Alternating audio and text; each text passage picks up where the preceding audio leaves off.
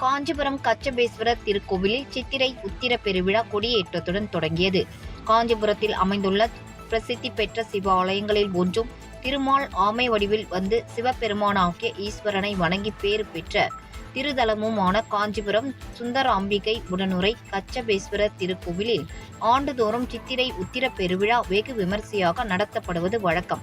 அதன்படி இந்த ஆண்டுக்கான சித்திரை உத்திர பெருவிழா இன்று அதிகாலை கொடியேற்றத்துடன் தொடங்கியது.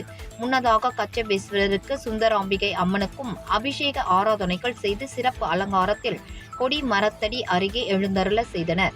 இதனைத் தொடர்ந்து தங்க கொடி மரத்திற்கு சிறப்பு பூஜைகள் செய்து நந்தி உருவம் பொறிக்கப்பட்ட கொடி தங்க கொடி மரத்தில் ஏற்றி வைக்கப்பட்டது.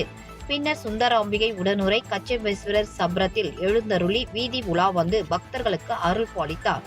சித்திரை உத்திர திருவிழாவின் முக்கிய உற்சவமான திருத்தேரோட்டமும் வரும் 10ஆம் தேதியும், வெள்ளி தேர் உற்சவம் வரும் 13ஆம் தேதி இரவும் நடைபெறவுள்ளது. கொடியேற்ற உற்சவத்தில் காஞ்சிபுரம் மற்றும் அதன் சுற்று வட்டார பகுதிகளில் இருந்து திரளான பக்தர்கள் கலந்து கொண்டு சுவாமி தரிசனம் செய்தனர்.